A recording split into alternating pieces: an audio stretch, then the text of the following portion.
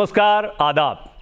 गुफ्तगू में आज एक बहुत ही शानदार शख्सियत आपके सामने आने जा रही है। शानदार शख्सियत इसलिए क्योंकि छोटे शहरों के बहुत सारे युवाओं के सपने होते हैं, उन सपनों को बहुत कम लोग पूरा कर पाते हैं।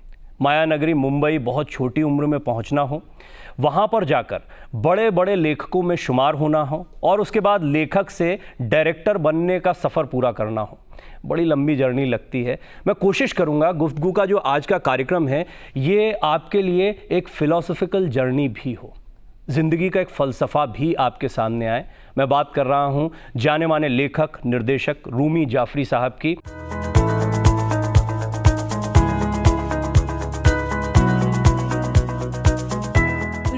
जाफरी मुल्क के जाने माने राइटर और डायरेक्टर, जिनकी फिल्में मज़ाहिया होने के साथ ही समाज को पैगाम देने का काम भी करती हैं और इनके लिखे डायलॉग्स पर तो सिनेमा हॉल तालियों से गूंज उठता है।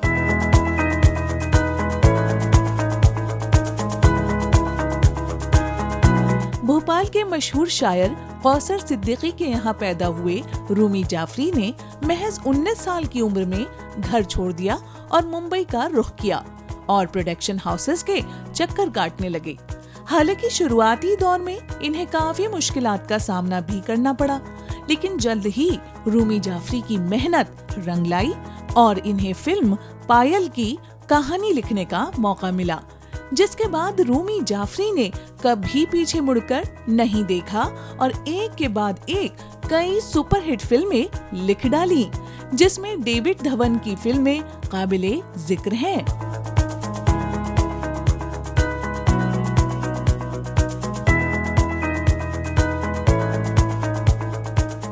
पचास से ज्यादा हिंदी फिल्मों का स्क्रीन प्ले और डायलॉग लिखने वाले रूमी जाफरी ने गॉड तुसी ग्रेट हो, लाइफ पार्टनर, गली गली चोर है और चेहरे जैसी फिल्मों को डायरेक्ट भी किया है, जिन्हें काफी सराहा गया।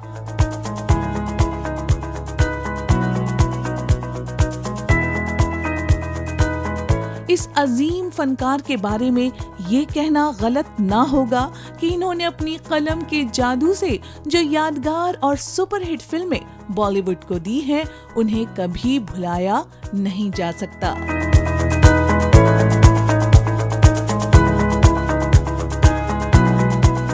चंद लम्हों में गुबारे कारवा रह जाएगा, मैं जल जाऊंगा। आगे का शेर आप पूरा करेंगे? खाक हो जाऊंगा मैं जलकर, धुआं रह जाएगा। और मैं आपको बता दूं ये कौसर सिद्दीकी साहब का शेर है। और मेरे साथ रूमी जाफरी साहब मौजूद हैं। सबसे पहले आपका बहुत स्वागत करता हूं और बहुत खुशी हो रही है आपसे बात करके। उसकी बहुत सारी वजह हैं जिन पर अब थोड़ा हम आगे बातचीत करेंगे, लेकिन सबसे पहले तो जैसे मैंने कहा कौसर सिद्दीकी साहब का जिक्र होता है। आपके परिवार में आपको विरासत में लेखन मिला, शायरी मिली, इसका कितना असर आपकी ज़िंदगी पर पड़ा और क्या यही वजह थी या वजह कुछ और थी? क्योंकि हम देखते हैं आमतौर पर हिंदुस्तानी युवा जो हैं वो फिल्मों को देखते देखते, स्टार्स को देखते देखते अपने करियर में हर युवा एक ना एक बार तो फिल्म इंडस्ट्री का हिस्सा बनने का सोचता ही सोचता है। ऐसा कुछ था? नहीं, फिल्म का शौक़ तो नहीं था मुझे बचपन से, क्योंकि हमारे घर में फ़िल्म देखना अलाउड नहीं था, तो फिल्म से इतना कनेक्शन बैठ नहीं पाया बचपन से। हाँ, अदब से, लिटरेचर से ताल्लुक़ था, क्योंकि फैमिली में हमारे घर में मतलब भोपाल का माहौल भी थोड़ा अदबी है, तो कोई मुशायरा हो या घर के अंदर नशिस्त होती थी, गोष्ठियाँ होती थी, शायर आते थे, तो वो सारी चीज़ों में एक साहित्यिक माहौल था मेरे अतराफ़, मेरे चारों तरफ। और साथ में मुझे शौक़ था थिएटर करने का, तो वो मुझे मम्मी ने परमिशन दे दी थी, फादर ने, कि तुम थिएटर करो। तो थिएटर और ये पोइट्री घर में, ये सारी चीज़ों से मेरा एक जहन, जो मैं अब रियलाइज़ करता हूँ कि वो एक होता ना आपके सोहबत का, आपकी सराउंडिंग का असर पड़ता है, तो उससे कहीं ना कहीं मेरे अंदर एक लेखक ने जन्म ले लिया था, जो मुझे बाद में रियलाइज़ हुआ।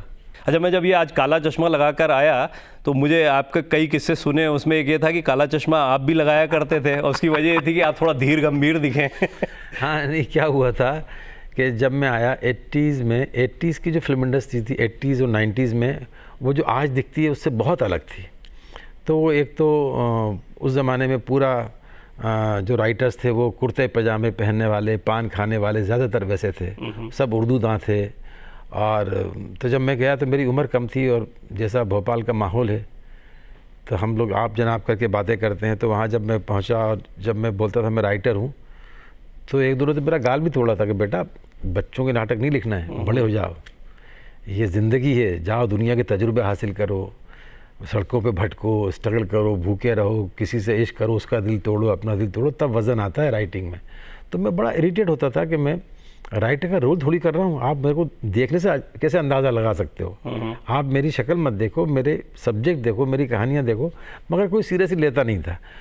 तो दिखता भी बच्चा था, तो मैंने वो जो आपने आज चश्मा लगाया है, तो मैंने जो है काले फ्रेम का चश्मा लगाया कि शायद फेस पे मैच्योरिटी आ जाए, मगर वैसे ड्रामों से कोई काम चला नहीं।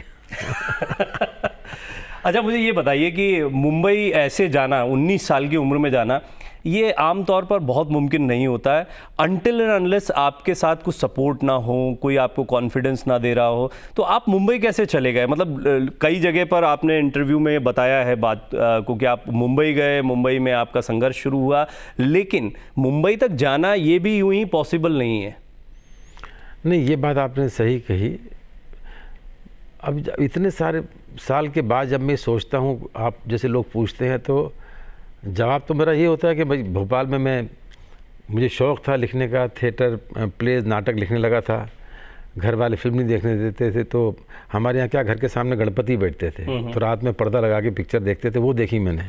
फिर थोड़े बड़े हुए तो हमारे घर के पीछे रंगमहल और संगीत 2 थिएटर थे, तो वहाँ पर मैं इंटरवल तक देख लेता था, फिर बोल के आता था देखो मैं इंटरवल के बाद कल या परसों आऊँगा, तो घर वालों को पता नहीं चलता था कि मैंने फ़िल्म देख ली। ऐसे कुछ फ़िल्म देखी। लेकिन जब अब इतने साल बाद ये सब बातें मैं कई बार बता चुका हूँ, लेकिन अब मुझे इस बात का एहसास होता है कि घर वालों का सपोर्ट तो ऑब्वियसली था ही। कि मैं आपको बताऊँ, शायद मैंने पहले भी बताई ये बात, कि अब बड़ों के लिए एक आम बात लगती है कि बच्चे के लिए नई बातें होती हैं। मैं 5th में था और मैं नमाज़ पढ़ने गया, तो मौलाना नमाज से पहले बयान कर रहे थे, तो उन्होंने कहा कि भाई अब तो ये मालूम है गॉड का सबसे बड़ा क्रिएशन क्या है, खुदा ने सबसे बड़ी चीज़ क्या बनाई, इंसान बनाया, और तुमने इंसान की ज़िंदगी का क्या इस्तेमाल किया। सुबह उठे, काम पे गए, घर पे आए, खाना खाया, बच्चे पैदा किए, मर गए। ये तो जानवर भी करते हैं। तो मैं खुदा का शुक्र अदा करना चाहिए, तुमको उन्होंने गधा, घोड़ा, कुत्ता बना के पैदा नहीं किया, लेकिन तुमने ज़िंदगी का क्या इस्तेमाल किया। बस ये मेरे जहन में बैठ गया कि यार ज़िंदगी इतनी कीमती, इसका कोई इस्तेमाल तो करना है। और मुझे याद है कोई बहुत बड़ा इंसान उस ज़माने में बीमार था, विनोबा भावे या कोई, तो अखबार में ख़बर आती थी कि अरे देखो कैसी तबीयत है ना, क्रिटिकल हैं, सीरियस हैं। तो बस मेरे जहन में एक बच्चे के जो बैठ जाता है कि मैं मरूं तो अखबार में आना चाहिए, मुझे कुछ ऐसा काम करना है ज़िंदगी में कि अखबार में आना चाहिए, मतलब मैं कुछ बना। तो फिर मैंने स्पोर्ट्स में शुरू किया, मैं काफ़ी खेला, नेशनल खेला, फिर थिएटर करना शुरू किया, हर चीज़ की, लेकिन वो भोपाल के हद तक थी। जब आपको नेशनल लेवल पर कोई काम करना है, और ख़ास तौर से अगर आपको फिल्म लिखने का शौक़ है, जो तुम पूछ रहे थे, तो आपको बॉम्बे आना पड़ता है। लेकिन अब मैं ये रियलाइज़ करता हूँ, ये सारी बातें मैं कई बार कर चुका हूँ, कि आदमी बोलता है कि मैंने ये डिसाइड किया, मैंने इस उम्र में आ गया, मैंने ये किया, मुझे इसका सपोर्ट था, उसका सपोर्ट था। अब मैं ये इस बात का एहसास होता है कि आपको सिर्फ ऊपर वाला आपकी ज़िंदगी डिसाइड करता है, उसको कब कहाँ ले जाना है और क्या बनाना है, और वही उसी ने डिसाइड किया। जो आज मैं पहली बार ये बात करते करते एहसास हो रहा है कि वो किस्मत, उसने जो रास्ता चुना, मुझे पहुंचाया और आज यहाँ पहुंचाया। टिकट किसने करवाया था, वहाँ रुकने की व्यवस्था किसने करवाई? किसी ने, अल्लाह ने किसी को तो चुना होगा आपके लिए कि भाई देखो जा रहा है बालक, इसकी मदद करो। सबसे पहला सपोर्ट तो मेरे घर वालों का ही था। मेरे घर वालों की एक चीज़ बहुत अच्छी है कि वो ये कहते हैं कि जो भी ज़िंदगी में शौक़ है, जो करना चाहते हो, वो अटेम्प्ट ज़रूर करो, कोशिश ज़रूर करो, ताकि अफसोस ना हो कि आपने ट्राई नहीं किया। तो ऑब्वियसली उनका सपोर्ट होना तो बहुत ज़रूरी था, कि उनकी परमिशन बहुत ज़रूरी थी। उन्होंने कहा जाओ। तो मुंबई आया, तो मेरे फादर के भाई थे बड़े, मुंबई से बाहर एक जगह है थाने के आगे, मुमरा, वहाँ रहते थे। मैं वहाँ रहा कुछ दिन। फिर उसके बाद मैं मतलब 6-8 महीने तो बॉम्बे के रास्ते, बॉम्बे की चीज़ें समझने में निकल गए। फिर उसके बाद बस मैं बोलता हूँ, जब ये कोई सवाल पूछता है तो मैं इस तरह ब्लैंक हो जाता हूँ, मेरे समझ में नहीं आता कि ये करिश्मा कैसे हुआ। बहुत कि टाइम ये भी सारी बीत गया चीज़ें, है, वो हाँ, समय भी बहुत गुजर जाता है और उसके बाद में आपने इतना कुछ देख लिया ना और इतने मुद्दों पर आप बात कर चुके हैं कि वो पुरानी यादें बहुत बहुत बहुत नीचे दब जाती। मैं समझ सकता हूँ इस बात को। अच्छा, मुझ में और रूमी साहब में एक चीज़ कॉमन है, हम दोनों की पैदाइश एक ही शहर और एक ही अस्पताल की है। भोपाल, मैंने कहा भोपाल में पैदाइश हुई, सुल्तानिया अस्पताल में, जिसको जनाना अस्पताल भी कहा जाता था, और आमतौर पर बच्चे वहीं पर हुआ करते थे, मुझे ये पता लगा फिर। तो भोपाल का कनेक्शन, क्योंकि मेरी भी बहुत बचपन की यादें भोपाल से जुड़ी हुई हैं।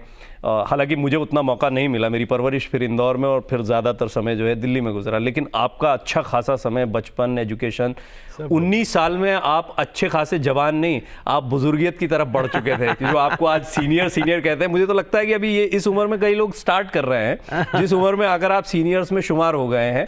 तो ये जो आपका समय रहा भोपाल का, और मैं आज जब आपसे बात कर रहा हूँ तो मुझे ऐसा लग रहा है मैं किसी भोपाली से बात कर रहा हूँ। सही बात है, भोपाली हूँ, भोपाली से ही बात कर रहा हूँ। हाँ, लेकिन देखिए आपका लहजा जो है वो उसको आपने बरकरार रखा, जबकि आपको मुंबई में ज़्यादा समय हो गया। नहीं, मैं आपको एक बात बताऊं, ये मैंने जानबूझ के बरकरार रखा है, ये धोखे से या इत्तेफाक से नहीं है।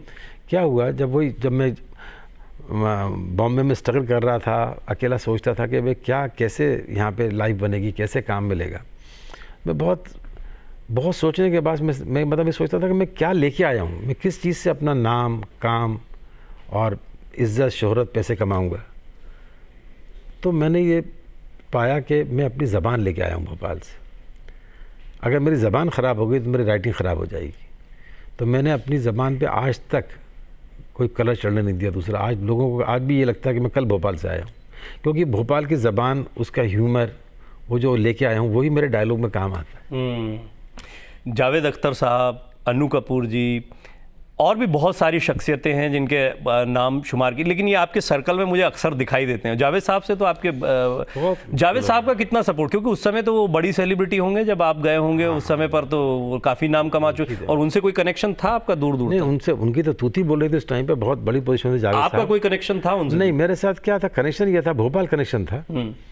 मेरी जो मानी है, उनके घर में जावेद साहब जो बचपन से किराए पे रहे हैं, जो उनकी वालदा, और वो एक कनेक्शन था। और मेरे जो कुछ सीनियर थे भोपाल के, वो जावेद साहब के कॉलेज के बेस्ट फ्रेंड्स थे। तो वो मुझसे कहते भी थे कि तुम गए तो जावेद से क्यों नहीं मिलते। तो वो उस टाइम पे मुझे थोड़ा परहेज भी था कि मैं, ऐसा होता ना, सर मैं भोपाल से आया, मिले तो पता नहीं कितने लोग फ़ोन करते होंगे।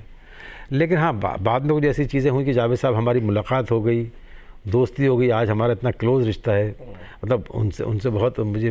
पहली मुलाकात कब हुई? पहली मुलाकात ऐसे हुई, किसी फिल्म के दौरान हुई, किसी अनौपचारिक मुलाकात जिसको कहते हैं, उस तरह इनफॉर्मल? अन्नू कपूर जो है ने प्ले किया था हम लोगों ने, पारसी थिएटर होता था उसमें, लैला मजनू। तो उस प्ले के कनेक्शन में जावेद साहब ने देखा, फिर बात हुई कि भोपाल का है, फिर मैं गया, मिला, तो उस कनेक्शन में मुलाकात हुई थी। लेकिन फिर वो उनकी मोहब्बत हो गई कि यार भोपाल के यार। तो वो फिर उसके बाद क्या, मैंने उनको बताया भी नहीं कि मैं कौन कौन आपके दोस्त, मेरे दोस्त हैं।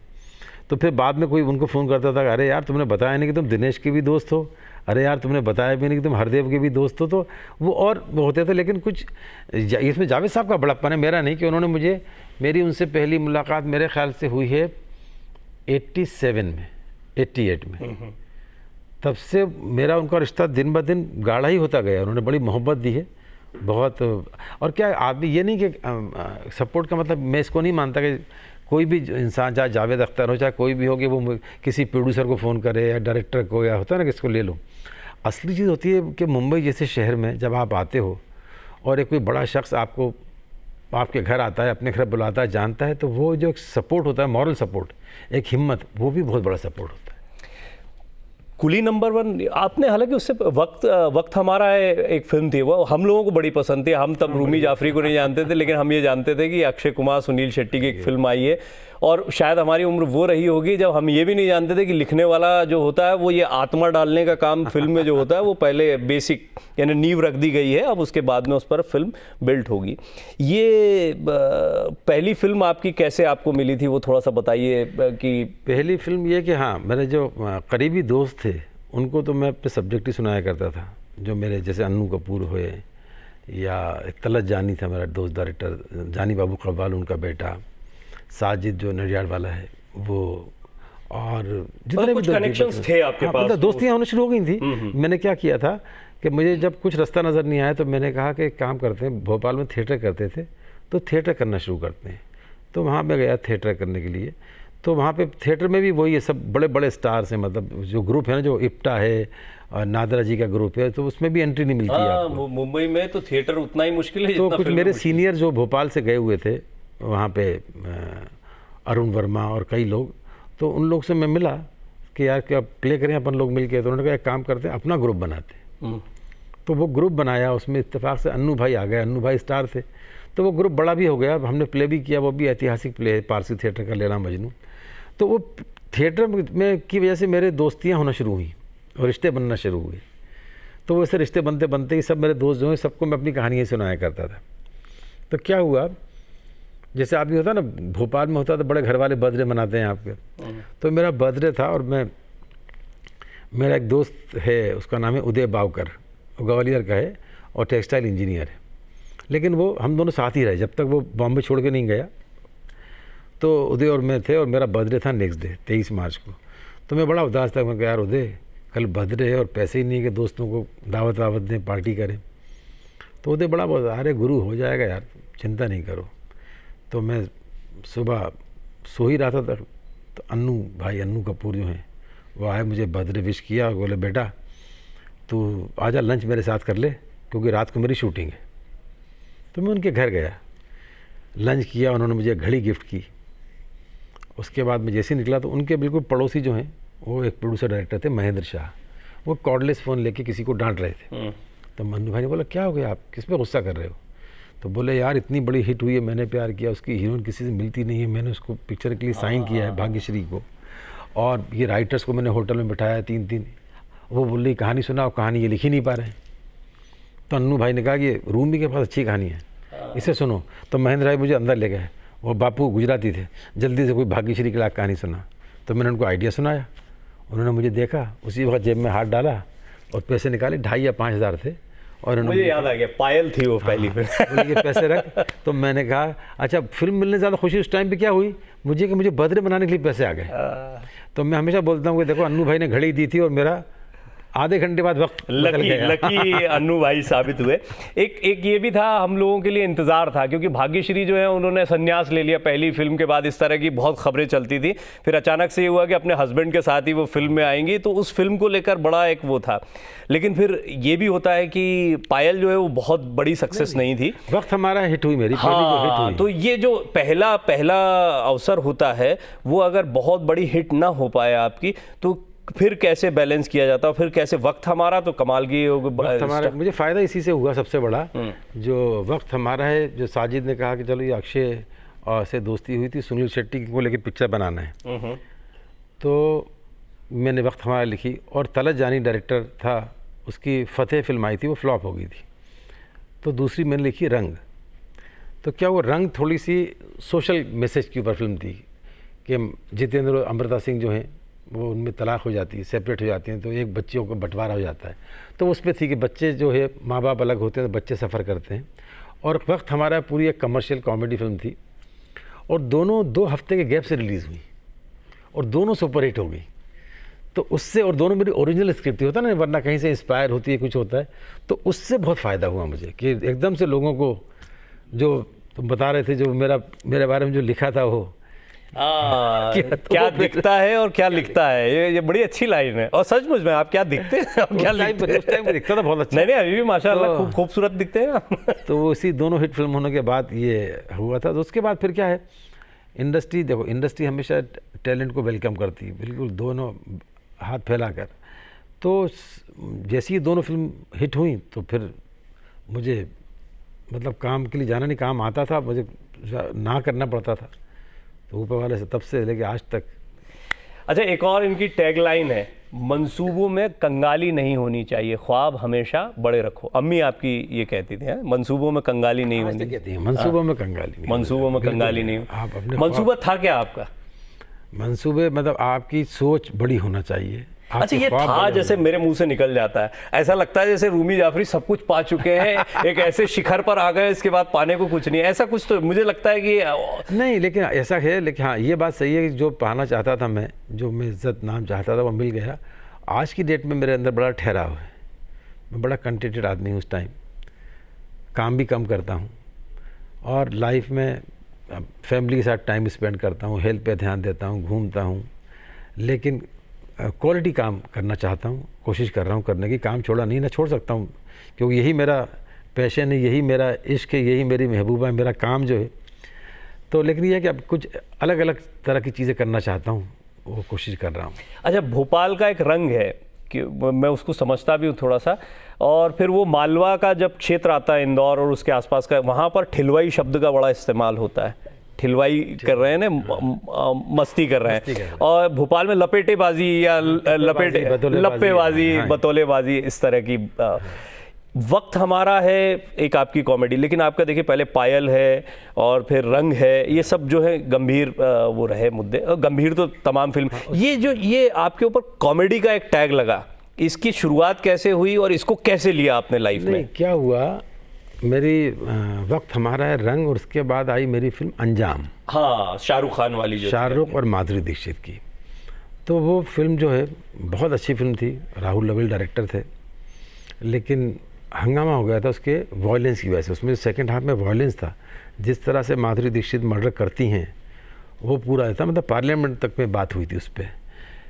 तो मुझे भी मेरे घर वालों से लेके दोस्त सबने बोला कि तू, तेरा इतना अच्छा सेंस ऑफ ह्यूमर है, तू शक्ल से ऐसा कोई वॉयलेंट आदमी नहीं लगता, तूने ऐसी फिल्म कैसे लिखी, इतना वॉयलेंस। तो सब ने, तो वो अभी मैंने हुआ कि कुछ कॉमेडी लिखता हूँ। उसी वक्त मुझे मौका मिल गया डेविड साहब के साथ। हाँ, कैसे हुई मुलाकात? क्योंकि डेविड साहब और आपका रिलेशन जो है अब तो बहुत मजबूत है, लेकिन पहली मुलाकात कैसी रही है आपकी? मुलाकात तो मेरी काफ़ी वो थी उनसे, बहुत अच्छी मुलाकात थी, दोस्ती थी एक तरह से, लेकिन काम नहीं किया था। तो क्योंकि हम लोग एक ही ग्रुप के लोग थे, वो फिल्म बना रहे थे शोला और शबनम। शोला और शबनम में दिव्या भारती थी, दिव्या भारती मुझे राखी बांधती थी। तो ये सारी चीज़ों से हम लोग एक दूसरे से जुड़े हुए थे, काम नहीं किया था। और डेविड साहब जो हैं, उन्होंने मुझे इससे पहले भी एक फ़िल्म देखने के लिए बुलाया था। मुझे बुलाया जब वक्त हमारा की रंग की शूटिंग चल रही थी, तो मुझे एक होटल में बुलाया, मैं वहाँ गया, तो मैं नाम नहीं लूँगा, बहुत सीनियर राइटर बैठे हुए थे। तो मुझसे बोले, जब चले गए सब, मुझे गाड़ी में बैठ के निकले, बोले कि चल सनी साउंड चलते हैं, रिकॉर्डिंग चल रही है। बोले मैं ये फिल्म कर रहा हूँ और मुझे सीनियर राइटर नहीं चाहिए, सब आउटडेटेड है। मैंने बोल दिया मुझे रूमी चाहिए, चल अभी चलता हूँ, तेरे को साइनिंग अमाउंट दिलाता हूँ, तू बातचीत कर। सनी आया, मैं बड़ा सोच में पड़ गया। मैंने कहा डेविड साहब आपसे बात करना है। बोले क्या बोल? मैंने कहा मैं ये फिल्म नहीं करूँगा। तो बोला क्यों? मैंने कहा इसलिए कि आप उनको निकाल के मुझे ले रहे हो। इतने सीनियर आदमी, इनकी फिल्म देख के हम बड़े हुए हैं, कल मेरा भी यही वक्त आना है। और दूसरी बात, ये नए हो या पुराने हो, मुझे कभी किसी को निकाल के मत लेना। आप जब फ्रेश सोचो कि आप किसको राइटर लें, तब मुझे बुलाना। तो डेविड साहब आज तक बोलते हैं मैं तेरी उसी दिन से इज्जत करने लगा था। फिर उन्होंने जब कुली नंबर 1 शुरू किया और साइन चले ससुराल, तब मुझे बुलाया गया, देख अभी मैंने किसी को, तू बैठ अब। तो और फिर क्या होता है इंडस्ट्री में, होता है टीम बन जाती, हिट हो गई, दोनों फिल्म हिट हो गई। उसके बाद मेरे डेविड साहब से फुर्सत ही नहीं मिलती थी, उन्हीं के साथ। डेविड साहब का भी तो जो करियर है वहीं से उसके परवाज लगे, और उसी के बाद तो वो उन्होंने नहीं होना। ऐसी बात नहीं, उन्होंने उससे पहले हिट फिल्म दी थी, शोला शबनम दी थी। हाँ, शोला शबनम दी थी, लेकिन हमारी टीम बहुत अच्छी बनी। हमें लगातार, जैसे बोलते हैं ना, देखिए उनको भी नंबर 1 वाले उस पूरे चंग के लिए जाना जाता है। आपने हालांकि अभी हाल में, क्योंकि उस पर थोड़ा सा और बाद में बात करेंगे, आपने खुद जब डायरेक्शन की शुरुआत की तो आपने भी थ्रिलर से शुरुआत की। नहीं, आपने गॉड टू सी ग्रेट हो आपकी पहली फिल्म थी। ये एक, इस पर थोड़ा भारी सवाल पूछ लेता हूँ, कई लोग आपसे पूछते नहीं, आप पत्रकार होने के नाते मन में सवाल आ जाता है। आपने इतनी ज़बरदस्त कहानियाँ दी सबको, और आप एक ऐसे व्यक्ति रहे जिनके पास आइडिएशन की कमी नहीं है। अपनी पहली फिल्म के लिए एडॉप्टेशन क्यों? नहीं, एडॉप्टेशन नहीं था वो, मैं तुमको बताऊं। अच्छा वो तुमने ये सवाल पूछ लिया, क्योंकि आजकल क्या कॉपीराइट वगैरह के केस भी होते हैं जी। क्या हुआ था, क्योंकि तुम हिंदी बेल्ट के हो, मध्य प्रदेश, शायद तुम नहीं पढ़ा हो। बचपन में हमने कहानी थी, हमने उसका नाटक भी किया था कि एक ब्राह्मण आदमी है, कुटिया में रहता है, बीवी है, बच्चे हैं, लेकिन कॉटन की धोती और बीवी साड़ी पहनती है, सब पैर छूते हैं, राजाओं के यहाँ सबके यहाँ जाके पूजा पाठ करता है। बीवी को शिकायत रहती है कि मेरे पास गहने नहीं है, कुछ नहीं है। वो हमेशा झगड़ा करती है, कहता है इज़्ज़त कितनी है मेरी, देख। कहता मुझे इज़्ज़त नहीं, मुझे तो ये चाहिए गहने। तुम्हारे अगर पैर तुम्हारे से नामकरण करवाते हैं, तुम सिखा तो मुझे क्या मिलता है, दान लेके आ जाते हो, कभी फल कर। तो ये खुद जब पूजा करता है, घर में कृष्ण भगवान की मूर्ति है, तो खुश झगड़ा करता है, शिकायत करता है। तो एक दिन कृष्ण भगवान प्रकट होते हैं और उससे बोलते हैं कि तुझे लगता है, कहता आप तो तू चला के, तो तू दुनिया छोड़, तू ये गांव चला के दिखा दे। तो उससे इंस्पायर होकर मैंने लिखी। जब मैं लिखने लगा तो मेरे साथ जो मेरे राइटर थे एक और यूनुस सजावत, यूनुस ने कहा रूमी भाई फिल्म आई है एक हॉलीवुड में इसी थॉट पे। तो मैंने देखी और मैंने कोशिश की उससे मैं बचूं, लेकिन क्या होता है कई चीज़ें होती हैं, जैसे अब हमारे यहाँ क्या एक वो भी बना हुआ है परसेप्शन कि अगर गलती से हमारे यहाँ की चीज़ उनसे मिल जाएगी तो कोई इल्ज़ाम नहीं लगाएगा। जैसे अगर आप पल हवा देखो, संगम की कहानी है। अगर आप बेबीज़ डे आउट देखो तो वो आखिरी ख़त चेतन आनंद की फिल्म थी। अगर आप प्रिटी वुमेन देखो तो सेम कहानी है हंसते ज़ख्म की। लेकिन क्या होता है वहाँ पे हो तो वो इत्तेफाक, लेकिन यहाँ अगर कुछ भी चीज़ हो तो लोग बोलते हैं कि अरे उन्होंने तो हॉलीवुड से ही चुराई होगी। ऐसा नहीं था। तो ये आप बताइए मुझे, क्योंकि ये प्रोसेसिंग यूनिट जो होती है बड़े काम की होती है और लेखक के लिए, क्योंकि आपका ऑफिस भी आप ही हैं, आपका इंफ्रास्ट्रक्चर भी आप ही है। सबसे बहुत अच्छा काम चुना है आपने, आपको कोई ना मशीनरी लगानी ना कुछ लगानी, ये बस दिमाग लगाना। ये कैसे, मतलब आप कहानी पहले लिख लेते हैं, बहुत सारी लिख कर रखी है आपने, फिर उसके बाद में आप डायरेक्टर्स के पास जाते हैं, डायरेक्टर को सुन लेते हैं वो किस तरह की कहानी चाह रहा है, उसको लिख। खैर अब तो वो दौर आपका बीत गया, लेकिन उस समय पर क्या किया करते, क्योंकि कई यंग राइटर्स जो हैं वो आपको सुनकर इस चीज़ को सीख और समझ सकते हैं। हाँ देखिए, इसके दो जवाब हैं, एक आने वाले राइटर्स के लिए और एक जो मैंने काम किया उसका। आज की डेट में जब मैं इस तरह का सवाल होता है और मैं अपने फ्लैशबैक में जाता हूँ अपने माजी में, तो मैं देखता हूँ मैं किस्मत का बहुत धनी था। तुम यकीन जानो, अगर मैंने 55 या 60 फिल्म लिखी हैं, उसमें से 45-50 फिल्म जो है ना वो कभी हीरो को सुनाई नहीं किसी को, और कंप्लीट स्क्रिप्ट तो कभी सुना ही नहीं है। एक टीम बन गई थी, एक रिश्ते बन गए थे, एक भरोसा हो गया, एक भरोसा हो गया था कि नहीं यार ये डायरेक्टर है रूमी भाई, यार ये हीरो, सब ठीक ही होगा। फिल्म शुरू होने से पहले डायलॉग मैंने 99% शूटिंग के दिन सुबह ही देता था और सबको भरोसा था और फिल्म हिट हो रही थी। सबसे बड़ी बात, ये पिक्चर चलती है, सब यकीन करते हैं। तो ये अब मैं रियलाइज़ करता हूँ कि ये सबसे बड़ा जो इसमें बड़प्पन और एहसान है वो सारे हीरोज़ का है, हीरोइंस का, कि उनको इतना भरोसा था कि वो फिल्म हाँ कर लेते थे बग़ैर कहानी, बग़ैर रोल सुने हुए। आज ज़माना बदल गया। अब ये जवाब मेरा है अपकमिंग राइटर्स के लिए कि एक तो जब तक आपकी कहानी में फ्रेशनेस, कोई ऐसी चीज़ नहीं होगी जो हमने पहले नहीं देखी सुनी है, तो आपको चांस मिलना मुश्किल है। तो अपने स्क्रिप्ट पे बहुत मेहनत कीजिए। और आज ज़माना है, ग्लोबल इंडस्ट्री हो गई है, कॉर्पोरेट इंडस्ट्री हो गई है, ये बहुत बड़ी हो गई है, अब बहुत काम है यहाँ पे। लेकिन काम उन्हीं को मिलता है जो डिज़र्व करते हैं, और कोई भी फील्ड हो। तो आप कहानी अच्छी लिखिए और कंप्लीट स्क्रिप्ट का ज़माना है आज, with dialogue, full stop, comma के साथ। तो आपको लोग भी सीरियसली लेंगे कि यार, एक तो पढ़ने से पहले लग जाता है कि लड़का सीरियस ही है या लड़की जो भी लिख के लाया है ये काम में सीरियस है, इसने पूरी एक फिल्म लिखी तो है। अब अच्छी बुरी वो बाद में है। अच्छा, आपकी एक कहानी पसंद नहीं आएगी, दूसरी आएगी, दूसरी नहीं, तीसरी, लेकिन अगर आप कोशिश करते रहोगे और लिखते रहोगे तो मौका मिल जाता है सबको। एक लेखक के नाते, मैं हालांकि नॉन फिक्शन लिखता हूँ, मैं फिक्शन में नहीं जाता हूँ, लेकिन मैं जितने मेरे साथी हैं, सहयोगी हैं, और ऐसे कई लोगों को भी जानता हूँ जिन्होंने 1-2 फिल्मों को बनाया भी, और कई स्क्रिप्ट्स को वो पकड़कर बैठे रहते हैं। उनको लगता है कि ये जो स्क्रिप्ट है ये उनकी जान है, और वो रिफ्यूज़ हो रही है, उसको जो है वो गले से लगाए हुए हैं, वो दूसरा काम नहीं कर पा रहे हैं। मैं आपसे जानना ये चाह रहा था कि क्या आपने मल्टीपल चीज़ों पर, मल्टीपल प्रोजेक्ट्स पर एक साथ काम किया, या किसी एक ही प्रोजेक्ट पर काम करके उस पर आप उसको लेकर पिच करते थे ज़्यादा से ज़्यादा जगह पर? नहीं, मुझे पिच करने की ज़रूरत नहीं पड़ी मेरे दौर में। अब ज़माना बदल गया है, अब आपको मल्टीपल करना चाहिए। नहीं, आप अगर फिल्में तो बहुत की, मेरे एक साथ में 4-4 फिल्म करता था, है ना, तो वो सब किया। आज जो है, अब ज़माना बदल गया है।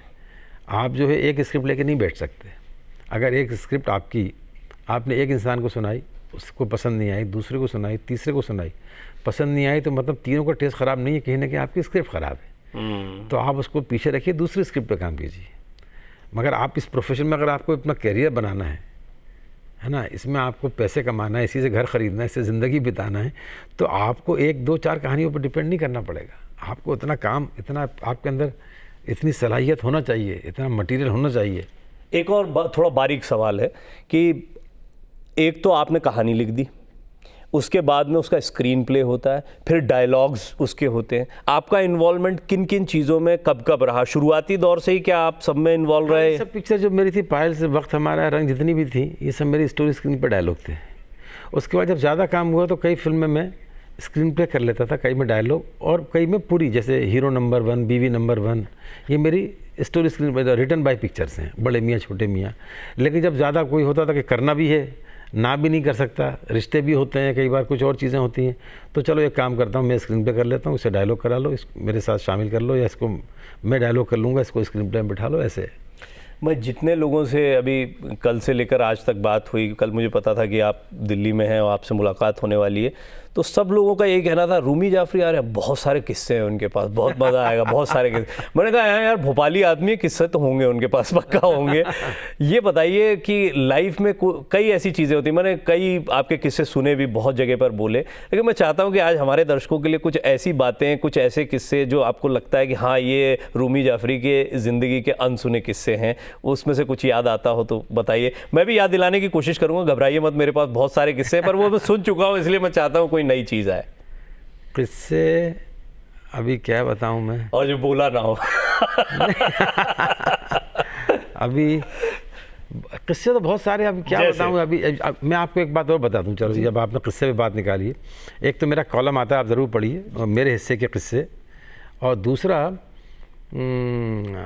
भोपाल का एक कल्चर है, भोपाल का एक उसमें है कि जितने मैंने बचपन से, भोपाल में एक होती है टप्पेबाजी, बतौलेबाजी, लोग बैठ के बातें करते रहते हैं, भोपालियों को यही काम है। तो जावेद साहब, सलीम साहब हों, चाहे मेरे बचपन के दोस्त हों, चाहे बुज़ुर्ग हों, उन सब से मैं सुनते हुए बड़ा हुआ हूँ और मैं भी सुनाता हूँ। तो एक दिन मेरे जहन में आया, मैं जावेद साहब से ही बात कर रहा था, वहाँ से घर आया कि यार ये सुनाने वाले नहीं बचे हैं। अच्छा, सुनाना तो पर्सनल होता है, अब जिसके पास सुनाने वाला नहीं है वो किस्सा कैसे उस तक पहुँचे। तो मैंने सोचा इस सारे किस्सों का एक कलेक्शन में छाप देता हूँ। तो मैंने क्या किया, सारे किस्से में रिकॉर्ड करके, मेरे थिएटर के हैं भोपाल में रफ़ी शब्बीर, उनको मैं भेजता रहा, तो उन्होंने पूरे कलेक्शन लिख दिया। सुनाइए, ऐसी लप्पेबाजी सुनाइए जो आपको लगता हो कि टॉप की लप्पेबाजी। तो वो किताब भी आ गई है, वो किताब आप जरूर पढ़िए, उसका नाम है, अरे ज़रूर पढ़ा जाएगा, रूमी जाफरी के भोपाली टप्पे, ये किताब का नाम है। अब जैसे आपको मैं किस्सा सुनाऊँ, वो भोपाली एक्सेंट में सुनाना पड़ता है। हाँ बिल्कुल सुनाइए, मज़ा आएगा उसी में। साहब वो क्या हुआ, नवाब साहब का हेलीकॉप्टर ख़राब हो गया, स्टार्ट ही नहीं हो रही। नवाब साहब ने अंग्रेज़ मैकेनिक बुलाए, सबको दिखा लिया, मगर हेलीकॉप्टर नहीं स्टार्ट हो रही। तो फिर उन्होंने हमारे दादा को बुलवाया, बहुत बड़े मैकेनिक थे जीपों के। बोले अब तो इमरान मियाँ ठीक कर सकते हैं, बुलाओ। तो इमरान मियाँ गए, बोले उन्होंने जाके जो बोनेट खोल के देखा तो फैन बेल्ट उतरा हुआ था।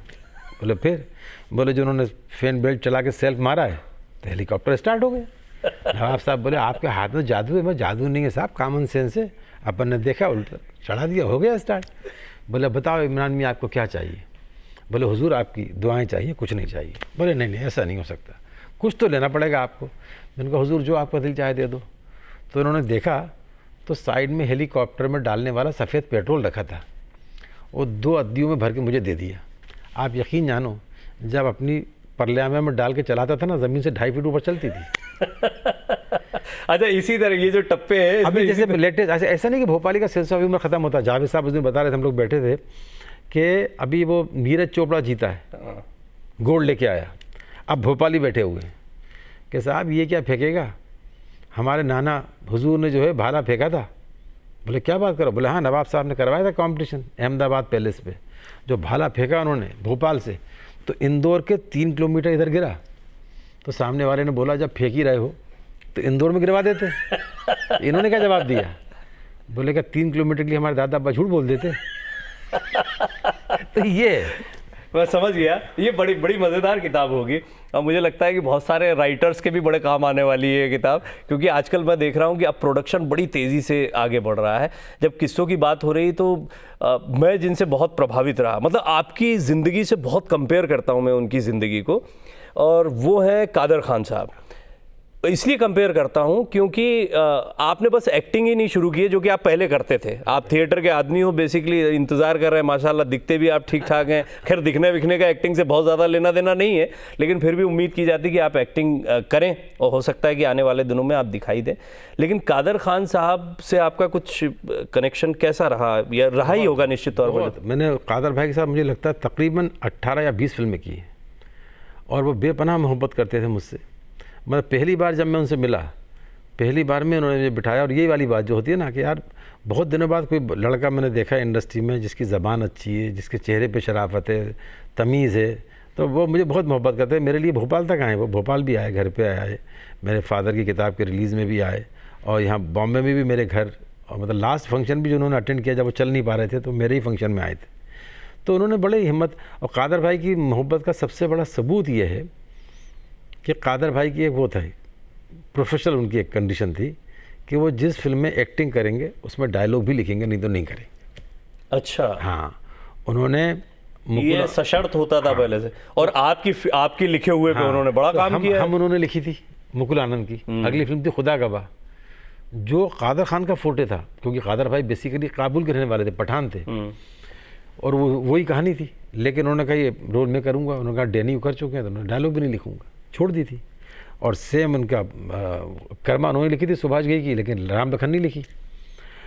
तो उनकी मुझसे इतनी मोहब्बत हो गई थी कि वो मेरे डायलॉग मैं लिख रहा हूँ तो वो खुश थे, रूमी लिख रहा है, और ख़ुद बोलते भी थे। आपने लिखा पढ़ बोर भी हो जाता है आदमी। नहीं, वो खुद बोले मुझे, बोले एक बात बताऊँ, तुझे तो मैं चाहता हूँ, लेकिन मैंने एक चीज़ देखी कि अपने डायलॉग में इतने साल से बोल रहा हूँ। अच्छा, ये बात बोली, कुछ अलग मज़ा आता है। हाँ मैंने अच्छा, एक और मैंने उनके जानने वाले जितने लोगों से सुना, और मैं आपके कैरेक्टर से भी उसको समझना चाहता हूँ कि वो इन रियल लाइफ बड़े सीरियस और फिलोसॉफिकल इंसान रहे। जॉनी लीवर साहब के बारे में भी ये बात कही जाती है, उनसे भी मेरी एक दो बार जो बातचीत हुई उसमें समझ में आया कि बड़ी गहरी फिलोसफी है उनकी लाइफ।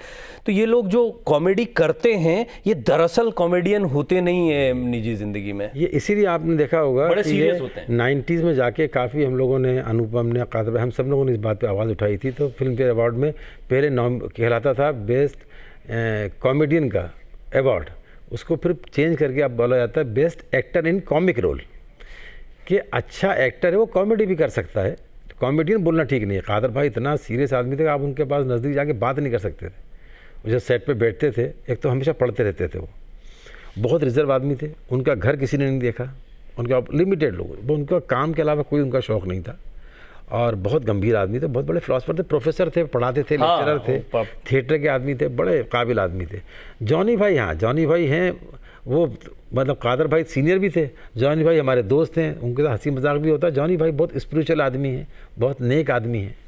अब फटाफट ज़रा कुछ सवालों पर आते हैं। आप खुद कितने सीरियस आदमी, आप लिखते बड़ा कॉमेडी हैं, लेकिन वैसे मैंने कादर खान साहब का जो जिक्र किया वो आपके कैरेक्टर को जानने के लिए किया है कि आप रियल लाइफ में, आज तो मौका मिला थोड़ा सा जानने का, लेकिन आपको जो निजी तौर पर जानते हैं वो कैसे जानते हैं कि ये टप्पेबाज भोपाली भी थोड़ा सा दिखता है उनको, या फिर एकदम कादर खान टाइप सीरियस कोई व्यक्ति? नहीं, मैं बहुत सीरियस तो मतलब मुझे नहीं लगता। मेरे बारे में कैसा हूँ ये तो कोई दूसरा बता सकता है, मैं खुद नहीं बता सकता कि मैं कैसा हूँ।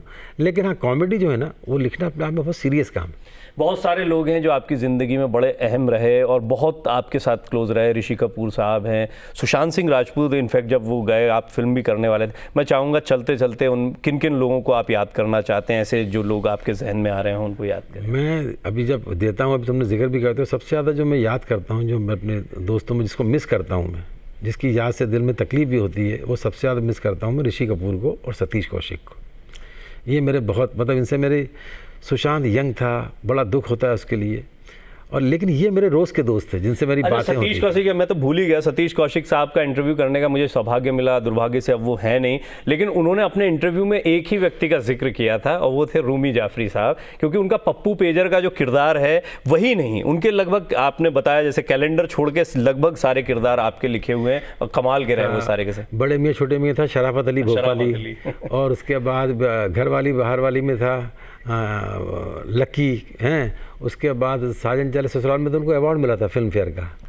तो कुल मिला के देखिए एक और श्रेय इनको जाता है रूमी साहब को, वो ये है कि उन्होंने सतीश कौशिक साहब को लगभग भोपाली बना दिया था। मैं देखता हूँ कि उनका जो अंदाज भोपाली वाला है, क्योंकि अब समय हमारे पास सीमित है तो मैं चाहूँगा चलते चलते एक शेर के साथ, क्योंकि पिताजी इतने अच्छे शायर रहे हैं, आपके कमाल के शायर रहे हैं, कुछ आपने भी लिखा या कोई शेर जो आप हर जगह बोलते हो, आपकी ज़िंदगी को बताता हो? मैं देखो, मैं क्या है, हाँ शायरों के बीच रहा हूँ, बहुत शौक़ है। मैंने एक गाना लिखा पहली बार चेहरे में, जो टाइटल सॉन्ग है वो लिखा है। और शेर जो है, एक दो शेर हैं जिनका मेरी ज़िंदगी में बहुत बड़ा हाथ है। इरशाद। तो वो एक शेर था, एक शायर थे ताज भोपाली, उनका शेर जो मैंने अपने कमरे में लिख के लगाया हुआ था। मैं हूँ गदाए हुस्न मुझे हंस के टाल दे, इस सिक्का नज़र मेरे कासे में डाल दे। और वो शेर जो मेरा पसंदीदा था बॉम्बे में जाने के बाद स्ट्रगल के ऊपर, कि पीछे बंधे हैं हाथ और शर्त है सफ़र, किससे कहें कि पाँव के कांटे निकाल दे। क्या बात है, बहुत खूब, सचमुच ये बहुत गहरा है। उनका शेर था एक, और दूसरा भी इनका लगाया था मैंने कि मैदान इम्तिहान से घबरा के हट न जाना। तकमील बोलते हैं कंस्ट्रक्शन। मैदान इम्तिहान से घबरा के हट न जाना, तकमील ज़िंदगी है चोटों पर चोट खाना। क्या बात है रूमी साहब, बहुत लंबी बात हो सकती थी, लेकिन मैं उम्मीद करता हूं कि दर्शकों को काफ़ी कुछ आपके बारे में जानने को मिलेगा। बहुत बहुत शुक्रिया आपका हमारे साथ आने। बहुत बहुत शुक्रिया। तो रूमी जाफरी साहब के साथ आज उनकी ज़िंदगी का सफ़र हमने जाना। अगले हफ्ते एक नई शख्सियत से आपकी मुलाकात करवाएंगे। आज के लिए दीजिए इजाज़त, आदाब।